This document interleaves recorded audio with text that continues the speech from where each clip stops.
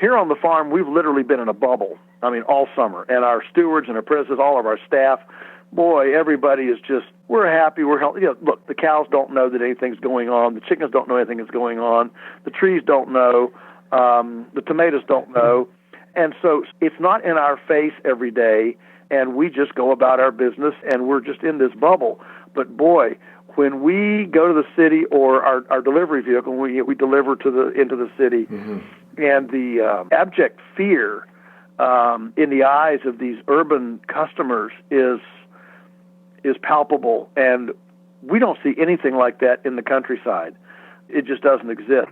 The average city in America has 3 days worth of food. In other words, if you suddenly dropped an iron curtain around the city limits of any city in the U.S., it only has 3 days' supply of food in it. We're seeing dryness accelerating in dry areas and wetness accelerating in temperate areas. So with that in mind, I encourage people, if you're footloose and fancy-free, if you can go anywhere, don't go to a dry area. Go to a temperate area.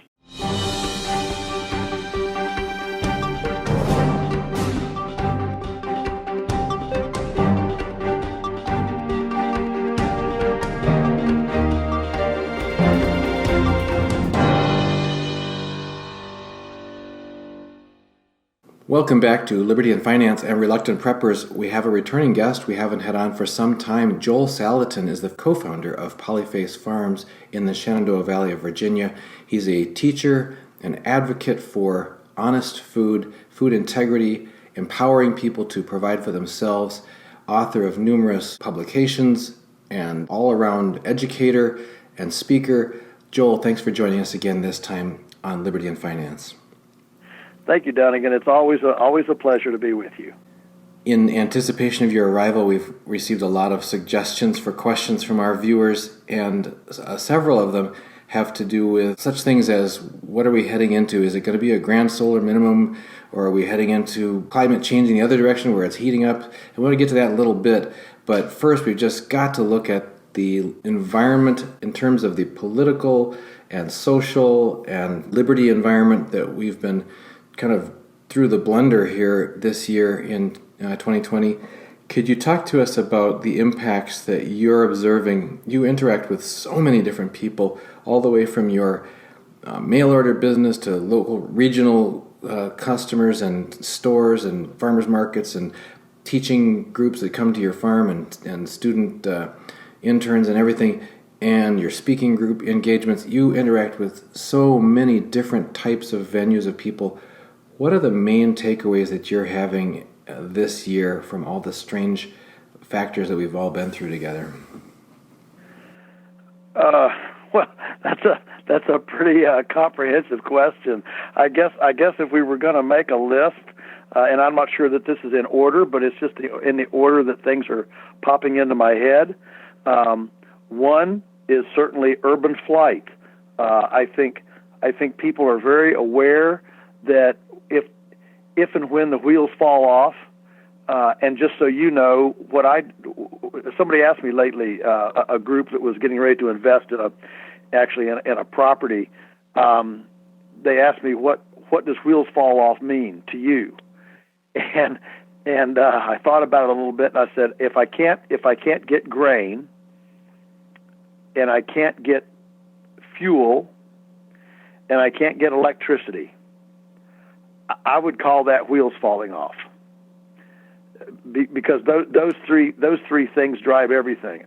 And obviously, I'm thinking a little bit of our own farm business. We feel like we're pretty resilient. I mean, we don't buy fertilizer, we don't buy chemical pesticides, herbicides. We have 8 miles of gravity-fed water, so we don't need any power for that. But we still buy grain for the chickens and pigs. And it takes fuel to get it here, and to disperse it, and it takes power to run the scalder and run the computers and things that we use, and so we if money stops, we can figure out a different way to have mediums of exchange, even if it's barter. But anyway, as I think about that, my and that's strictly a layman's thought. Firewood. I mean, we heat with wood. Well, that's great, but what if we can't run the chainsaw because you can't get gas? So for me, it's fuel, electricity, and grain. If those three go, then we're into an apocalyptic situation. So anyway, that's just here on our place.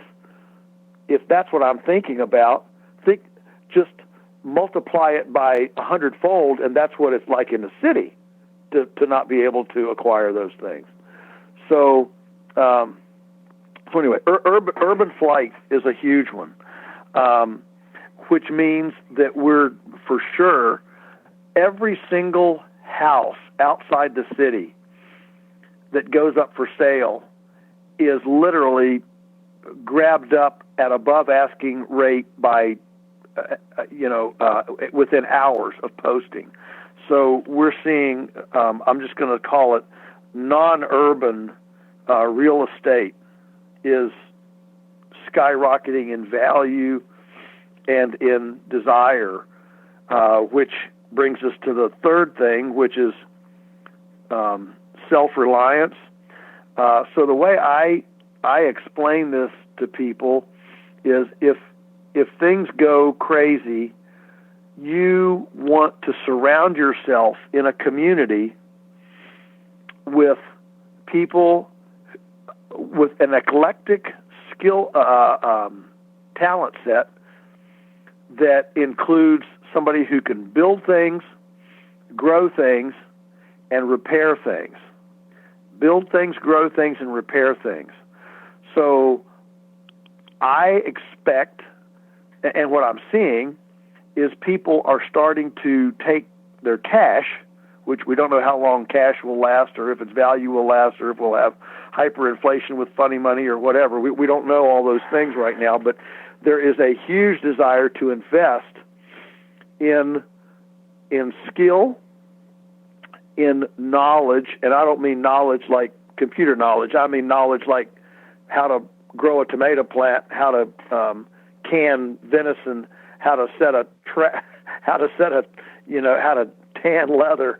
Okay, that kind of herbology, how to get all your cures through herbs you can grow in your backyard or a little pot garden, as opposed to pills from the pharmacy. And the third thing is relationships. So skill, information, and relationships. If we can convert our today's dollars into those three things, those are non-denominated values that nobody can foreclose on your knowledge, and nobody can repossess your skill. And I think that as we look at physical value, a lot of people are beginning to realize that real value is not physical stuff. It's what we know, what we can do, and the people that we associate with. Those are some big issues. Now, we have one of our sons is moving out of California, specifically Los Angeles County, for Arizona, and their realtor told him that 90,000 people per year are leaving Los Angeles County for Arizona, for example, but a lot of other people going other places. We've heard of flight out of New York City and others. And that phenomenon that you mentioned of inflation of real estate prices in non-urban areas is really hitting big this year. My wife and I have been searching this year for a homestead location, and actually our search got cramped by the lockdown. We couldn't travel places we wanted to do searching, and when we returned from the one place we were able to go to, I had to cancel and reschedule medical procedures and that sort of thing because they said, "Oh no, you've traveled, you can't come in." It's like, oh dang. Yes, and for sure. I mean, I didn't mention it, but if we wanted one more bullet point going forward, I think I think I don't know what the right word or phrase is, but just the heavy burden of dealing with fear. Here on the farm, we've literally been in a bubble. I mean, all summer, and our stewards and our presidents, all of our staff, boy, everybody is just, we're happy, we're healthy. Look, the cows don't know that anything's going on. The chickens don't know anything is going on. The trees don't know. The tomatoes don't know. And so it's not in our face every day, and we just go about our business, and we're just in this bubble. But boy, when we go to the city or our delivery vehicle, we deliver into the city, and the abject fear in the eyes of these urban customers is palpable, and we don't see anything like that in the countryside. It just doesn't exist. And interestingly, we've gone on. We canceled our very first 2 lunatic tours. These are tours we limit to 100 adults and all the children that go with them, and we put everybody on 4 hay wagons, and we do a 2-hour lunatic tour around the farm. Of course, I'm the lunatic, and we canceled the first 2 there in April, I guess it was, and then our first scheduled one in June. We kind of hem-hawed and wondered, and we said, you know what, we're just going to go on with it. We're just going to go on with it. And we did, and they have been full and packed and running over all season. And we're very upfront with people. We say, look, we're not distancing, we're not wearing masks because we're on hay wagons. You can't put 10 people on a hay wagon if everybody's apart. And people come, they hug, you can just feel. You can feel the emotional elation of doing something that seems human, and the dehumanizing idea. I mean, my father-in-law right now is in a therapy, and it's not the hospital; it's the next step down from the hospital. He went in with some problems, and they put him in this convalescent center, and we can't see him. His children can't see him. His wife can't even see him. So all around this convalescent center, the people, family members, are outside talking through windows to their loved ones, spouses, parents, inside. It's insane. It's inhuman, there's no accountability. There's no advocate. You go in the hospital. There's no advocate, no accountability. It's the most dehumanizing thing, and so the repression then that comes with this. And my phrase, I just flew to Louisiana, did a workshop here over the weekend, came home, and so I was through the airports, and everything, and the word that I've used is you just feel judgment. People are judging you. Are you sick? And people are judging. I'm judging people that are wearing face masks. Oh, you poor duplicitous people! Don't you read the science? Why are you letting yourselves be ramrodded this way? Of course, the airline shames everybody into. If you care, you'll wear your mask and stay social distancing and all this stuff. I mean, it's just this whole, we're being trained not to intervene with each other and help each other, but that every single person out there is a threat. Yeah, and that's a horrible place for a culture to be. And I mean, we're seeing suicides go up, domestic violence is going up. I mean, it's an incredible, and that's all a completely separate issue than the whole, violence that's going on in our urban centers. Mm-hmm. Well, that's a fairly accurate summation. It's frankly refreshing to hear it from you because of your perspective of being connected to the land, connected to natural processes, growth and animal husbandry and farming, and that I don't get that kind of interaction as often, because even though we live outside a small town in a suburban area, I would say that I get exposed more to this city or urban mentality and interactions than what you described. And so it's very It's like a reminder. It's like being awakened from a trance you've been put into to hear those natural, more commonsensical impressions that you're sharing. I really appreciate that. I'm sure our listeners do as well. Yeah, it's actually quite therapeutic, I think. And we've got customers that just come out with their kids just to walk in the fields, to take their shoes off and walk barefoot. And yes, I think it's extremely therapeutic in a time when everything just seems apocalyptic. To the sun still comes up in the morning, the leaves still grow, the grass still grows, the earthworms still make castings. I mean, there's actually a lot of emotional and spiritual salve, if you will, from that that continuity, and that anchoring to our ecological umbilical, which has survived all sorts of things throughout history. Yeah, the predictability and the stability of those of cycles of nature. Mm-hmm. Right. It's fascinating. Now, you mentioned that you have your student interns are there as well. Is that proceeding? Are you able to still do that? Oh my goodness, yes. And in fact, well, we didn't ask permission. And frankly, when we've posted, for example, when we process chickens or whatever, or do things, where we're a bunch of us together making hay or whatever, we post pictures of working on the farm, and we've had some pushback from, well, you're not social distancing, and we're outside, we've just lost our mind here as a culture, I think, and the numbers are actually bearing it out. I mean, the numbers are following a relative, flu kind of trajectory, and the numbers are all dropping like a rock now, and right.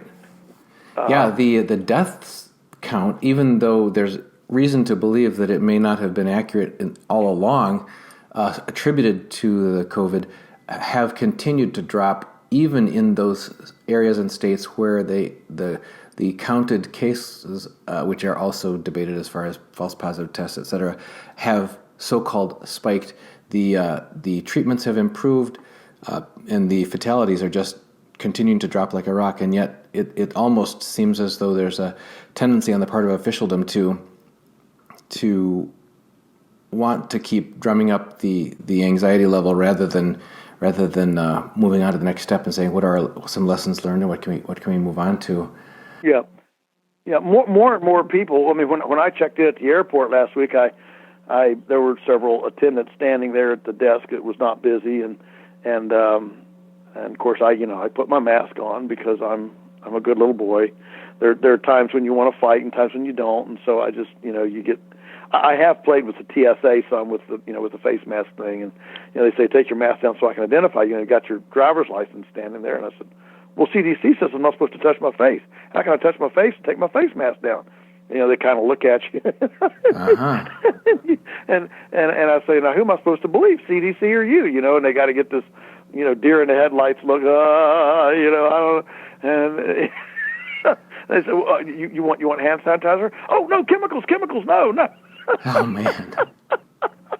So, meanwhile the line. You're a brave man messing with the TSA, man. I've done it a couple of times, and it's been fun. They had to call a supervisor in and everything else, but here they are. They take your plastic license ID into their hands from your hand to theirs. Yep. Yeah, they've just touched 20 people ahead of you, and they take yours, hold it up. They want you to take your mask down, so you now put your hands to your face, pull it down, and then they hand you back your license. You take it back in your fingers, which is now touching 20 last people's germs. The 20 last people that went through. Yeah, I mean it's nothing about this makes sense. And the problem is there's no control doing it otherwise. I wish there was an airline, one, that would say, you know what, we think this is a farce, and we need each other's we need each other's whatever peanuts dust cloud Yeah. to keep our immune systems up. So we're not going to do anything, and come on and fly. No mask, no nothing. No, we're going to use good air purifier systems in the plane, but just come on and enjoy your flight. I believe they would be successful. I don't know, but it runs every gamut. I mean, we had people at one of our food drops a week or so ago. Our delivery driver Grace came back with a story. She said, two of our people, two women, literally got into fisticuffs. I mean, they were coming to blows over, one got too close and one said this is a joke, and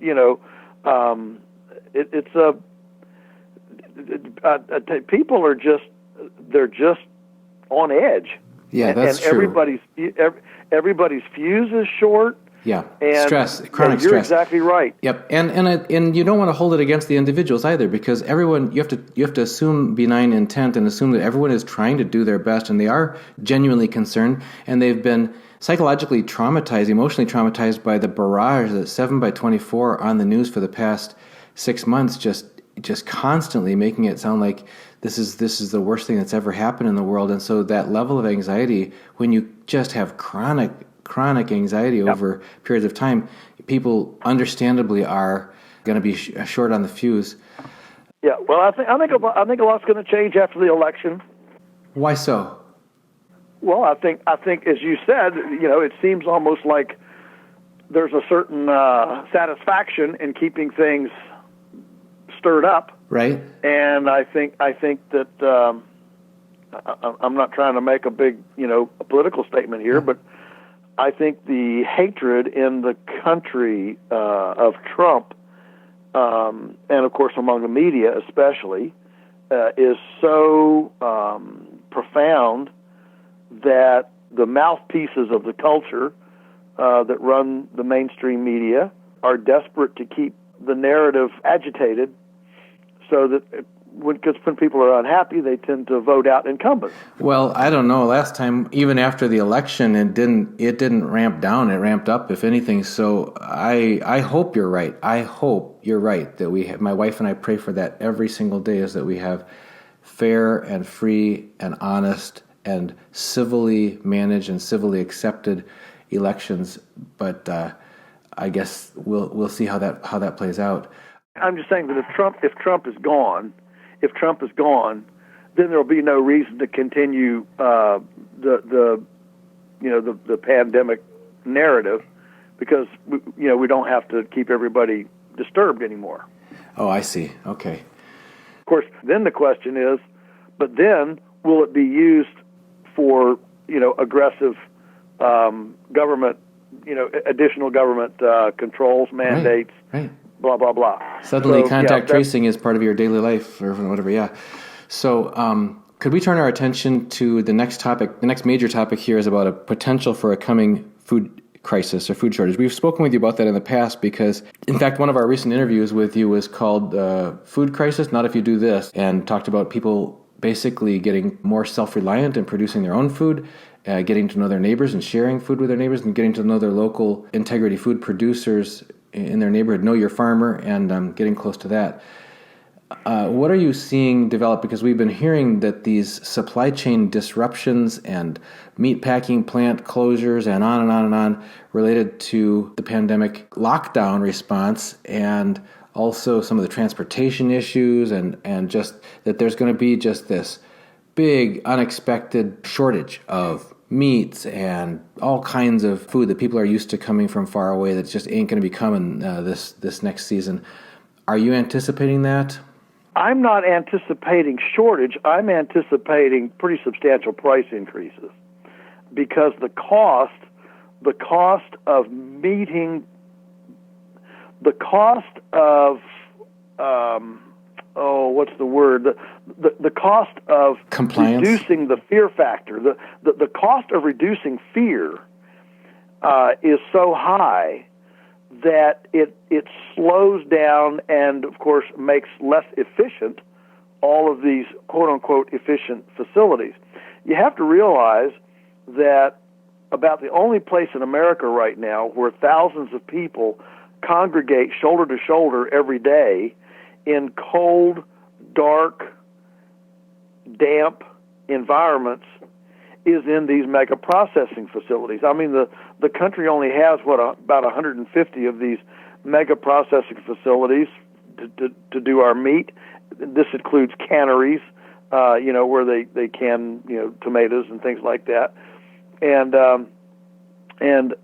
the centralization and amalgamation in the processing field, both plant and animal processing, in the last 50 years, has been profound. I mean, at the turn of the century, back in 1900, there were 7 or 8 meat packers that controlled 50% of America's meat supply, and Teddy Roosevelt said it was a monopoly. That's 7 companies controlling 50%. Today, we have 4 controlling 85%. Wow. And that's considered free market. So what has happened is this massive centralization, and so while it appears to be efficient, as long as fuel is cheap and as long as there's no health fear, it seems to be cheap. But as soon as you have a bobble in transportation, in health, in any of these areas, as soon as there's a bobble, all of that efficiency turns into fragility. And what you realize is that the old decentralized, community-based slaughterhouses, canneries, and things. I mean, our county used to have 10 community slaughterhouses. We had 10 little canneries around. These were little buildings where you could go, and they had special equipment to,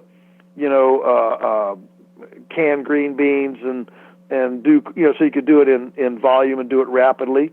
Communities had these all over the place. They're all gone, and so from a food security standpoint, this amalgamation and centralization does not bode well in times of disruption.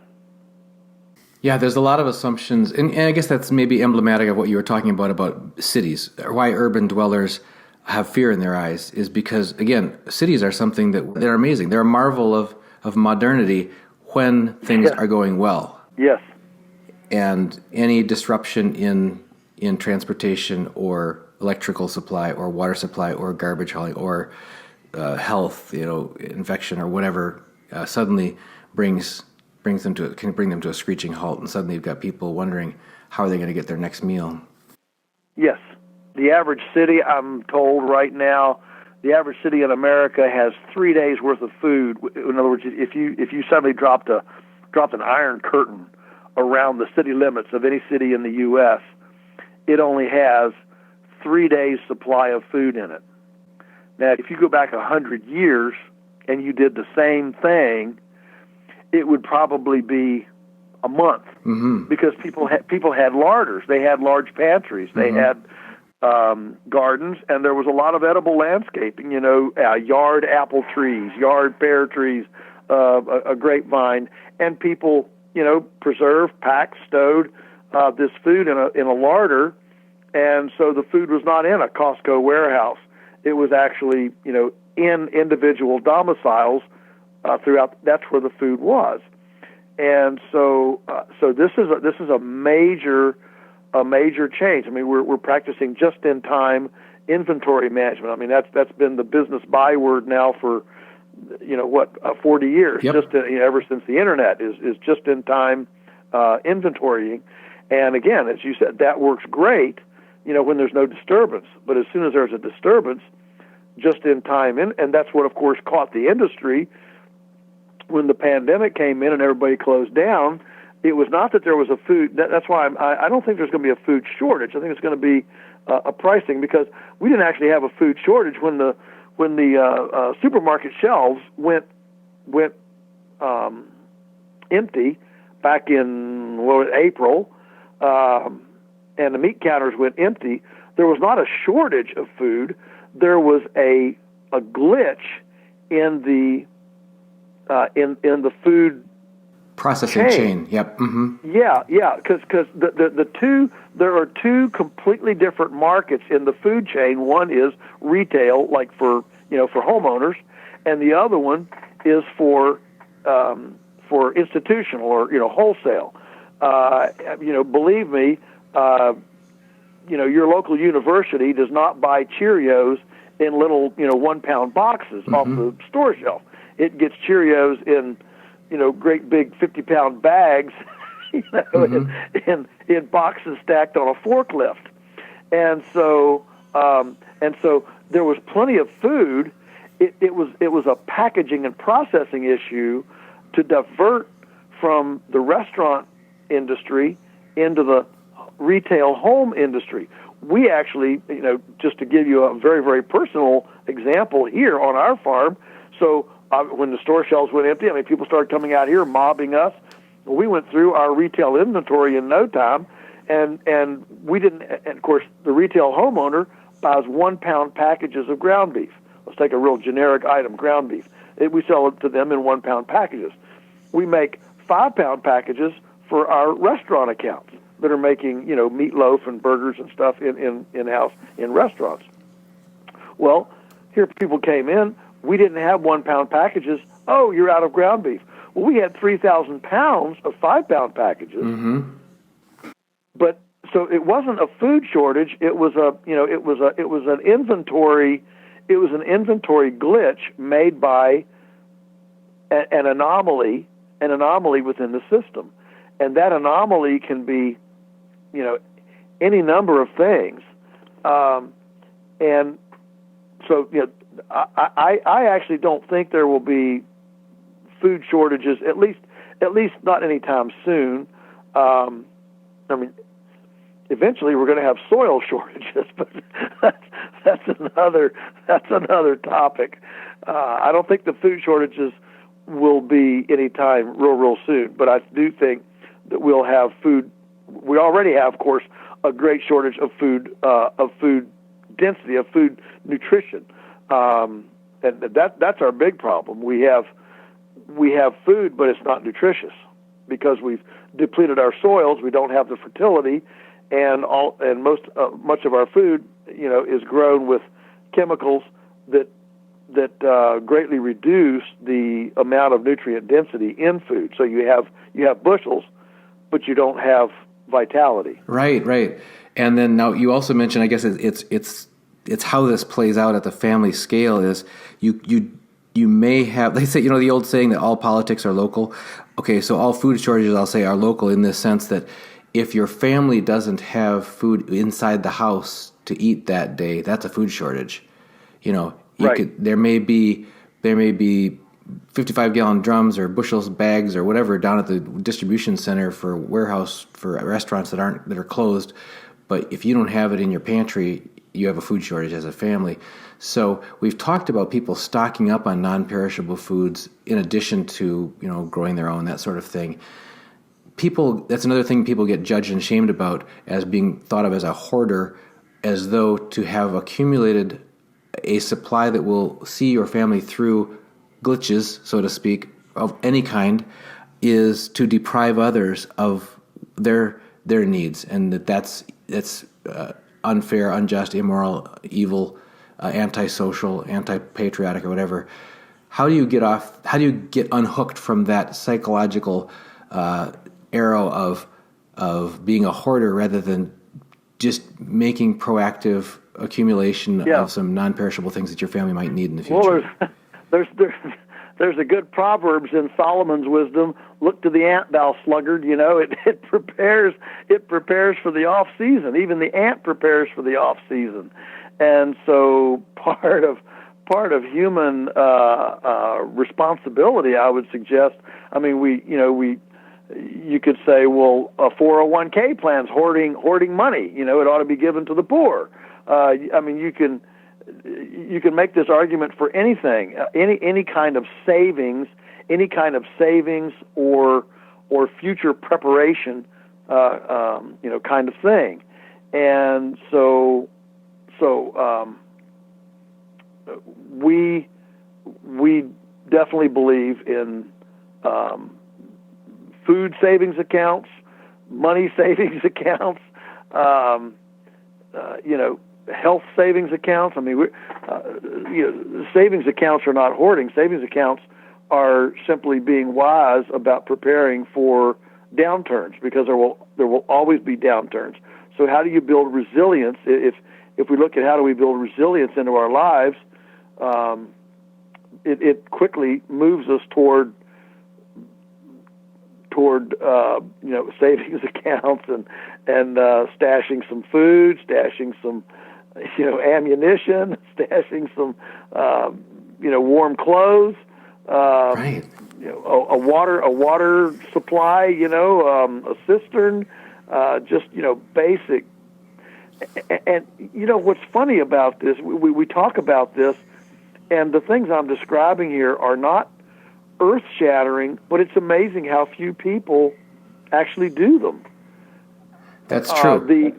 The difference between average and above average, you don't have to do very much to be above average. Just imagine if you keep, if you had a cistern. I'm a huge believer in cisterns. They're not that expensive.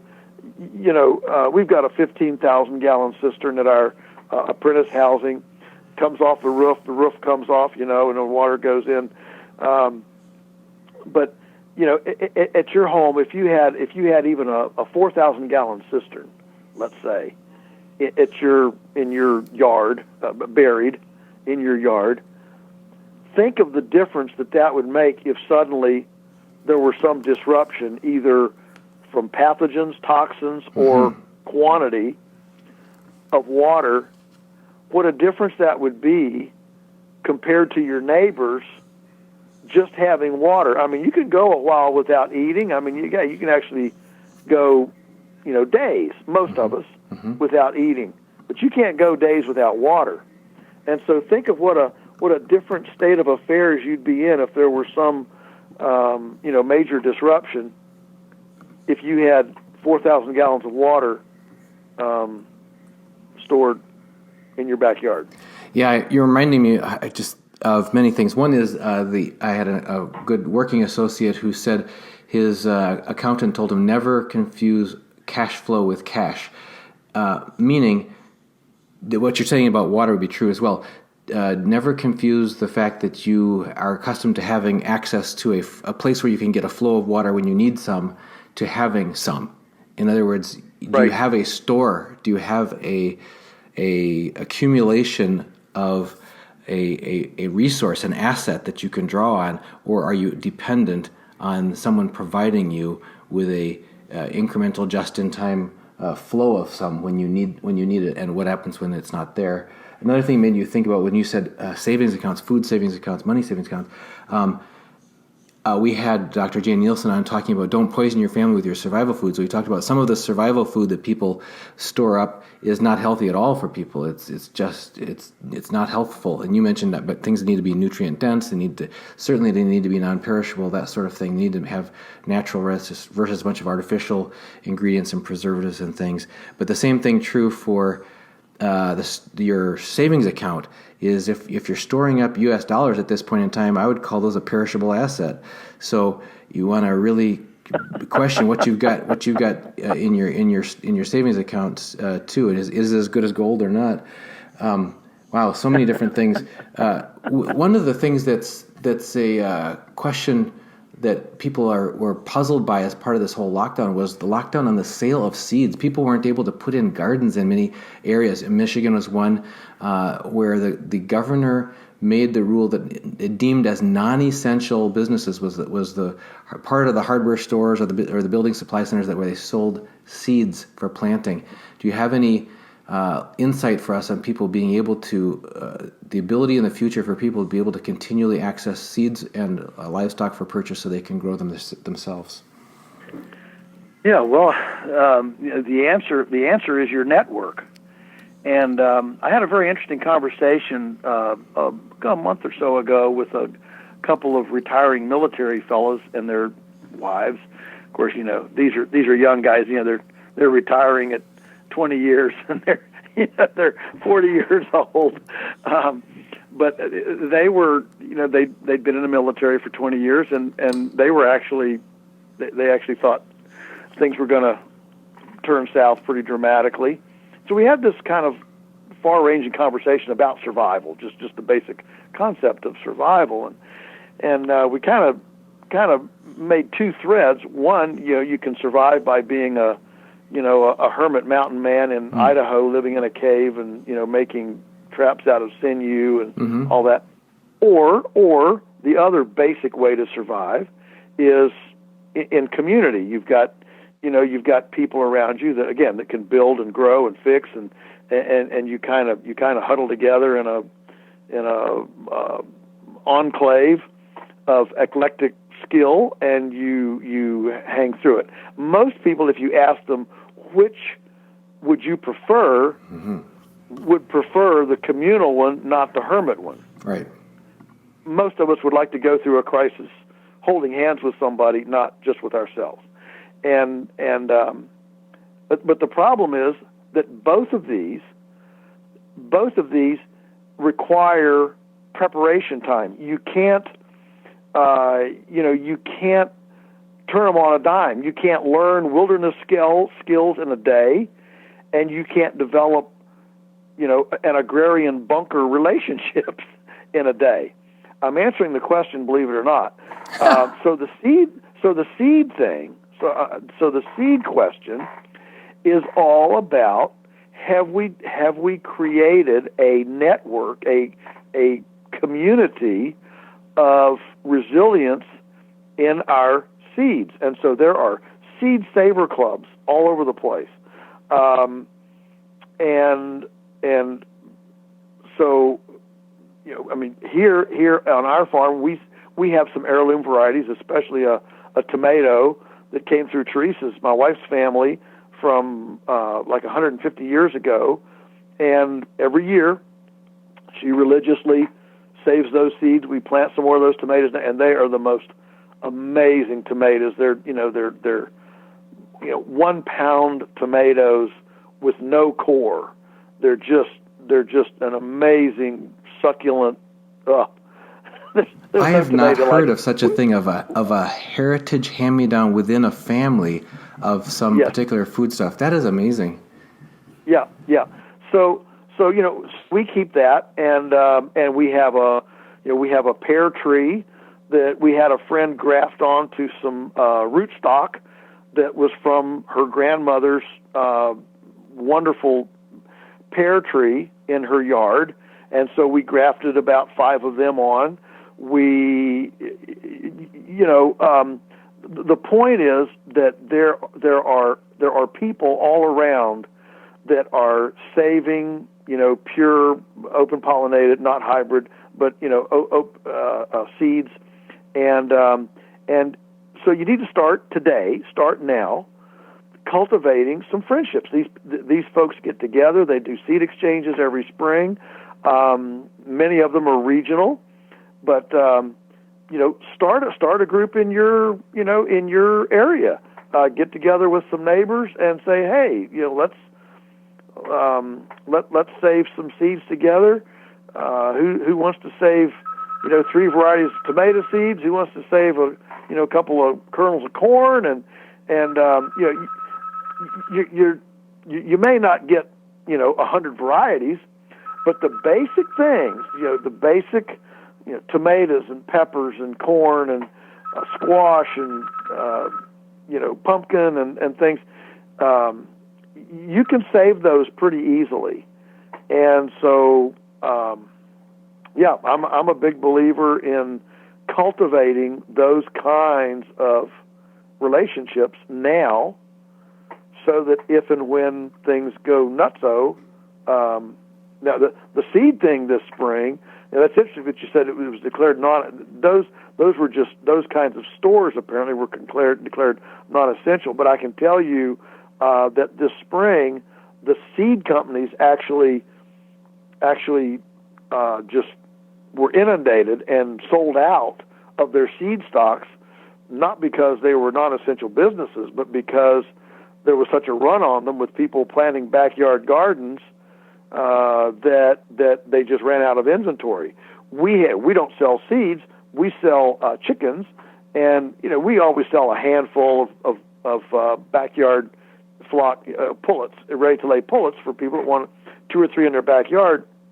This spring, we sold a bunch from people that, man, I'm getting some backyard chickens because at least they could have eggs, And so there was this just massive influx of interest in growing some garden. People, the United States put in more gardens this year more increase of gardens this year compared to last year than we did in World War II with the Victory Garden campaign. Wow. That's pretty dramatic. Good outcome. Speaking of, I guess, a silver lining to a cloud or fruits from a bitter time, that's great to hear. Yeah, it is. It's a wonderful silver lining. Can we talk for a few minutes about this dilemma and this confusion that people are having around which way is the climate going? Because it's affecting, you mentioned this urban flight. Okay, so people are fleeing the urban areas because they recognize the undeniable fact that there's astronomical levels of vulnerability and risk and dependency and the just-in-time subject that they have there. But if they get out, they want to know where they should go to. And there's quite a range of possibilities, but some of those places are up in the mountains and some are up north and some are down where it's typically warmer, tropical, whatever. People are wondering, is there one right answer to that? And we had you on a few months back talking about fire or ice, raising feeding your family despite global climate change, and would like to know your latest thinking. You can enlighten us if you've formed a more one-sided opinion about the science and what you expect to have happen in the next decade or 2 or 3 or 4. But we'd also like to hear, regardless of which way the climate goes, if it's going to change, what people should do so that they're less fragile about that. Yeah, well, I wouldn't move to the beach right now. At least not down in the southeast of the U.S. Right. Well, I'm just talking about, rising ocean levels. I mean, wow, if you've seen the news in the last 24 hours, this great big shelf of glacier broke off of Greenland, and now there's this big Antarctic shelf starting to break off, and they're literally, enough to raise ocean levels a little bit. So anyway, bad joke. I'd stay away from the beach. Okay. In general, what's happening with climate change, from what I can see, and I subscribe not to the greenhouse gas emission theory, but to the water theory. Actually, GHGs only have a effect of about 5% of planetary cooling. 95% of planetary cooling comes with water condensation. GHG, greenhouse gases? Okay. Yeah, greenhouse gases, GHGs, only 5%, but 95% is water condensation. The amount of calories it takes to condense water into clouds, that is the Earth's radiator. Well, what's happening as desertification goes across Africa, Australia, what's happened is we have massively changed the amount of vegetation on the planet's surface. A lot of this, of course, is overgrazing, improper grazing. It's not the animals; it's the improper grazing, and then, of course, a lot of row cropping, where there's a lot of bare soil, growing annuals instead of allowing perennials to be grown there. So you get these combinations, and suddenly you start having a lot less bacteria exuding into the atmosphere, water has to condense around a particle. Most of it condenses around bacteria that exudes from leaves. Some of it can condense around some, ice crystals and things. That's the whole idea of cloud seeding and all that. And that does work, but it's extremely expensive. It's a lot cheaper to let the wafting bacterial exudates of vegetation go into the atmosphere and provide these microscopic particles for water to condense on to make clouds. So what happens is, as you start taking the vegetation off of larger areas, it means that the pressure to condense is even greater on vegetated areas, and that's why we're seeing dryness accelerating in dry areas and wetness accelerating in temperate areas. So with that in mind, I encourage people, if you're footloose and fancy-free, if you can go anywhere, don't go to a dry area. Go to a temperate area, something with at least 30 inches of rainfall, some where there's water, because if the current trends continue, and you can just look at these trend lines. I mean, this isn't manipulated or political. This is just trend lines. If you look at the trend lines, the drier areas. I mean, I was in Spain not long ago, and Spain is scared to death that the North African desert is going to jump the Mediterranean, and if it does, if those patterns hit southern Spain,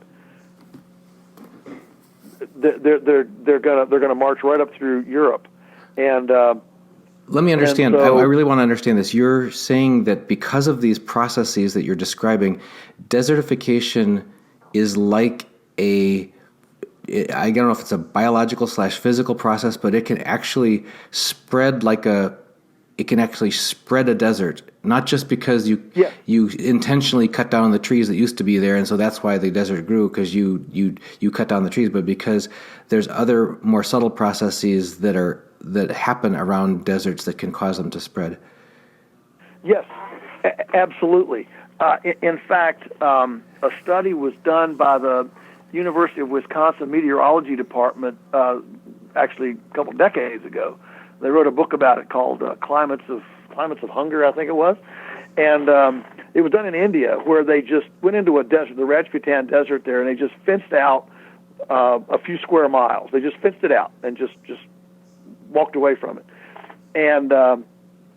And within 2 or 3 years, vegetation was growing and rainfall increased, like threefold in that whatever, 10 to 15 square mile area, simply from fencing the nomads out with their goats and their sheep that were constantly nibbling every little piece of vegetation. Vegetation was able to grow a little bit longer, a little bit taller, a little more leaf area, cooled things down a little bit, which reduced the reflection of the heat up into the atmosphere, allowed the clouds to form, and you got some rain. I mean, I have seen some stuff in the Middle East, in the desert areas of around like Saudi Arabia, where permaculturalists have gone in and put in simple swales to reduce the runoff and trap a little bit of water. And I mean, in 5 years, it looks like an oasis, and it completely changes. So the point is that a lot of this whole precipitation, rain, hydrologic cycle is extremely localized. It's extremely localized.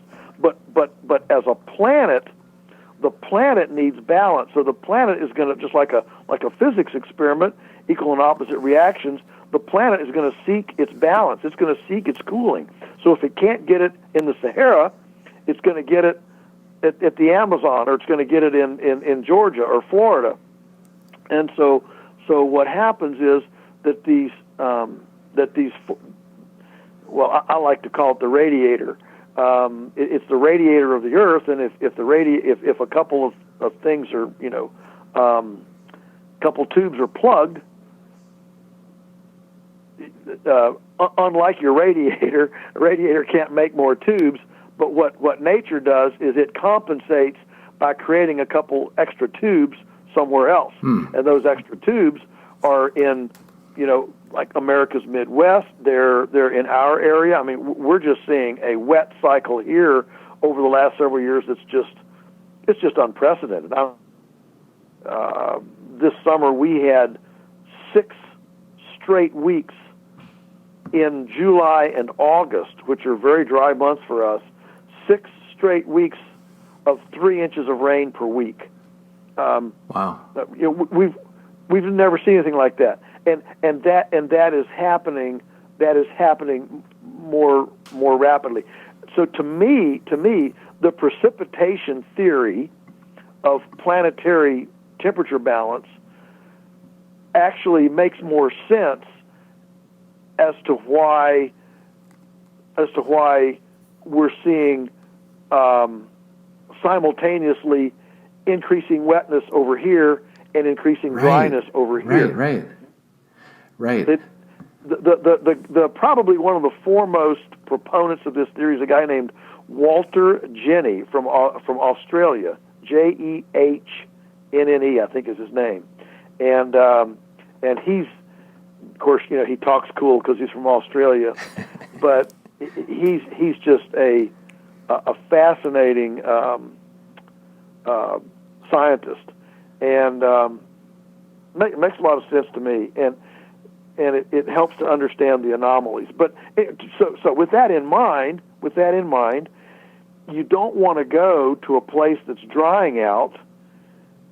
You may not want to go to a place that's swamping out, but anything in between is going to be. So in the U.S., that means if you take a U.S. map, what you're looking at. Oh, I'm going to pull my map here. This is a very, very practical question. So in the map, you're looking at, Kansas, Nebraska, Arkansas, Tennessee, Oklahoma, Kentucky, Missouri, Illinois, Iowa, Indiana, Ohio, Virginia, West Virginia, Pennsylvania, North Carolina, South Carolina.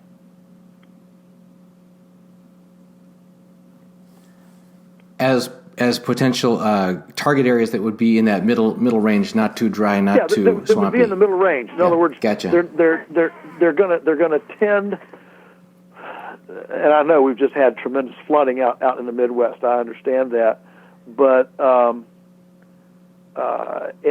in general, these are going to be areas between those climatic extremes. In general, got it. I mean, you can never isolate yourself from climatic anomalies. I mean, they just are. There's no place that's 100% protected anywhere. But that kind of middle America from Colorado east is going to be in that Goldilocks spectrum, not too hot, not too cold, not too wet, not too dry. Got it.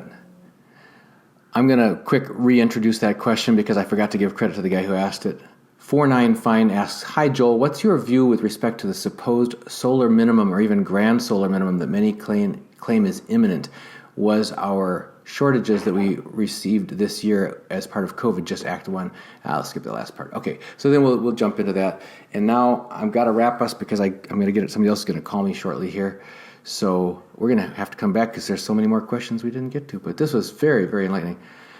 Well, Joel, our time is short and we've got to wrap it up. This has been just fascinating as always. Clearly, we don't talk often enough, and this has been a very eventful year that's really exposed a lot of topics of importance and interest, and has really gotten a lot of people moving and thinking and adjusting. Planting gardens, right? So we'd just love to have you back on again. If people want to find out more about your work, your speaking schedule, the opportunities you have there on Polyface Farms, where should they go? Our website is Polyface Farms. That's Polyface, Polyface Farms, and everything is on there. It's a very, very eclectic website, and you'll want to park there for a few minutes and just see all the stuff.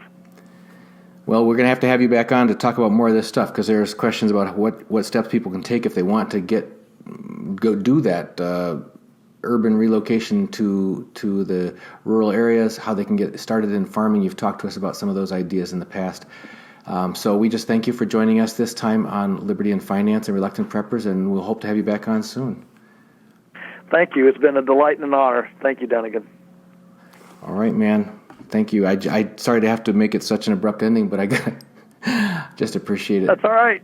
All right. That's okay. Okay. Very well. Thank you. Take care. I'll send you the link. Care. It'll probably be about a week till this goes up and out, because we'll be traveling, but we'll get it up there, and we'll send you a link as soon as it is. Great. Thank you. Thanks. Take care. Take care. Bye-bye.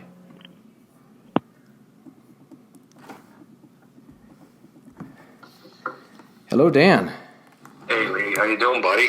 Doing okay. Talk about timing. I was just getting off previous... To acquire gold and silver, just go to libertyandfinance.com.